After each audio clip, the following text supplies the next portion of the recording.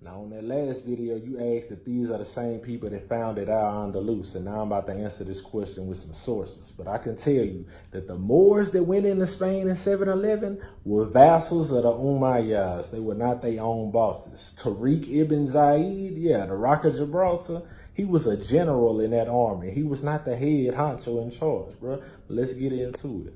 We ain't no Moors. Now, these the books I'm going to use to prove what I'm saying. So people don't think I'm making any of this up.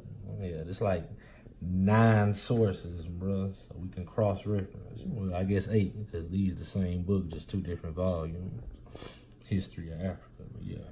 All this recorded history, I ain't making none of this up, bro. Let's get it in. Man. Let's read it. There's evidence that some of the black Africans were recruited into the army and participated in the conquest of Iberia, what the Arabs call Al-Andalus. Conquest of Iberia, what the Arabs call Al-Andalus, led by Tariq ibn Zayed in 711 on behalf of Musa ibn Nasir. Tariq himself was a Berber with a status similar to his predecessor Kusala, a Maula, or vassal to the governor of Ifriqa, North Africa, Musa ibn Nasir. Bro, I ain't making nothing up that I tell you, bro. I might tell you a joke, but I never tell you a lie. Man, for real.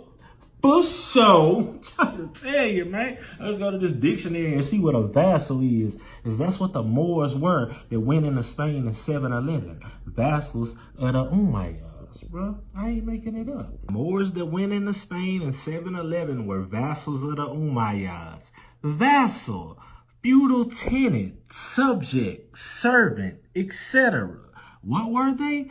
Feudal tenants, subjects, servants. In other words, or layman's terms, I'm the boss, you the employee, bruh. I'm big, bruh, you little, bruh. You work for me. Make sure them envelopes are full. Bruh, it ain't hard to understand.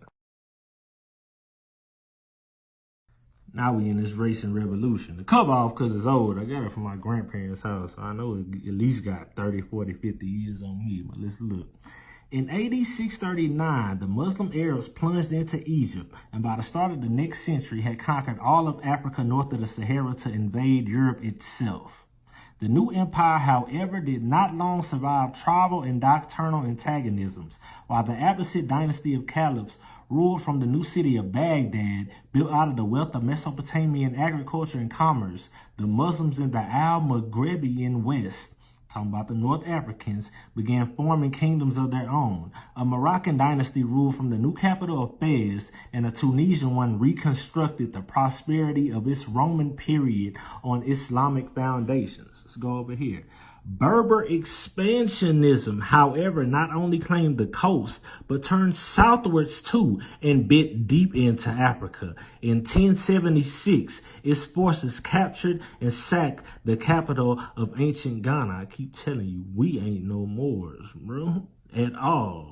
The prospects of the stable Negro Empire, meanwhile, migrated farther south into richer agriculture land remote from the possibility of Berber attack. And by the middle of the 13th century, Mali rose to prominence among the Mandate clans of the Upper Niger Valley. Bro, it's not hard to understand. It talks about Sunjata Keita after that, bro, yeah. So the Moors that went into Spain in 711 were vassals of the Umayyads. The Moors that continued to rise, the Almoravids and Almohads, were Sanhaja Berbers. Yes, these are the people that warred with ancient Ghana, Mali, and Songha, bro. We ain't no Moors in the least bit. And Moulay Ismail, the Sultan of Morocco, bro, the Saudi dynasty enslaved the entire black population of Morocco. All of this, as I'm telling you, is recorded history, bro.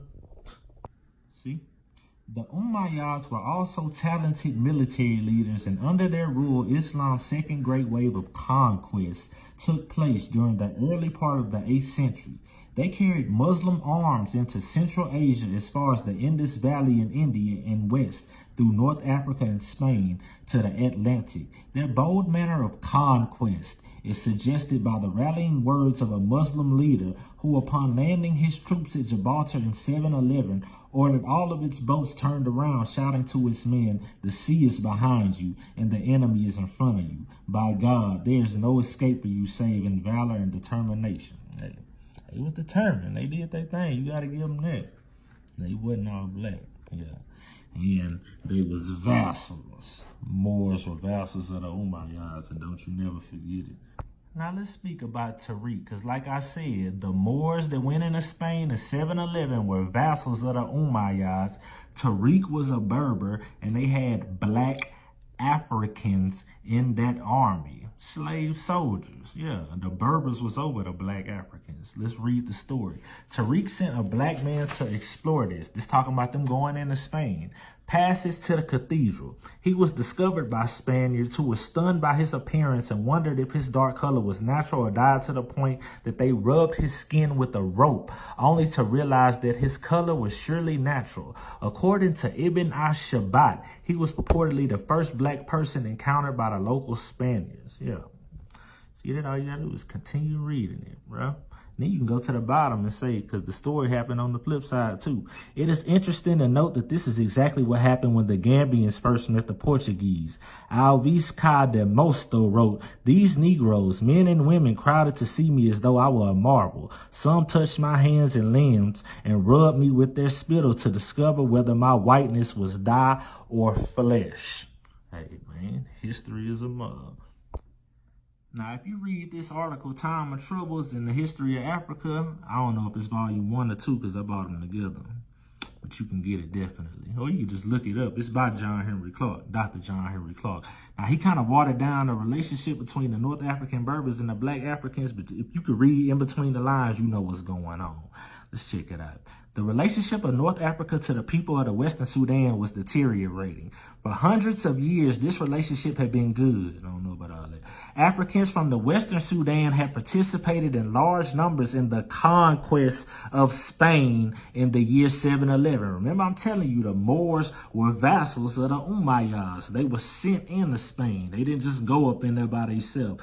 These Africans made up the major military force that kept Spain under North African domination, and they participated in that country's intellectual life as is still reflected in Spain's art, culture, and literature. No different than how Black Americans have made the culture of America after being enslaved here. Bro, it ain't hard to understand. You just got to understand history.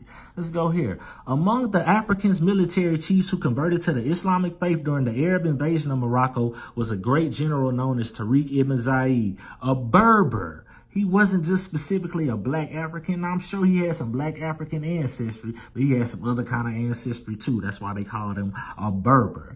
Tariq held the rank of general in the Arab Moorish army of Musa ibn Nasir, his boss, the governor of North Africa. Bro, it's not hard to understand, bro. Moors were vassals of the Umayyads, bro. Let's read. It was brought into being by a combination of Africans and Arabs. Yeah, so when they say we the Moors, no, we not, because the Moors weren't only black, bro. Yeah, it was all kind of people in that regime. Collectively referred to by Europeans as Moors, we never called ourselves Moors. The word Moor entered the vocabulary of the Europeans, meaning blacks, as in blackamoor. The Moors built magnificent cities in Spain. Cordoba in the 9th century was much like a modern city with streets paved and illuminated at night and sidewalks for pedestrians. Man, they built. They ain't just built for us, bro. They built for somebody else, same way we did it in America, bro. And it wasn't only our regime. We ain't no Moors, and the Moors that went into Spain in 711 were vassals of the Umayyads. That's who built Al-Andalus. It ain't hard to get. All you gotta do is read. From that point forward, when you're dealing with Moors, you're dealing with Sanhajas, who are mislabeled as Berbers. These is Amazigh people, bro. Yeah, these are your Almoravids and your Almohads. Not us, bro. And they'll tell you they not us, bro.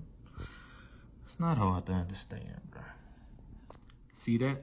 Under the name of Almoravids, we understand especially the royal dynasty founded by several branches of the large Sahara tribe of the Sanhaja, which, grouped under the authority of a religious leader, invaded and conquered the Maghreb in the first half of the 5th by the Christian calendar in the middle of the 11th century, afterwards breaking into Andalusia and mastering that as well.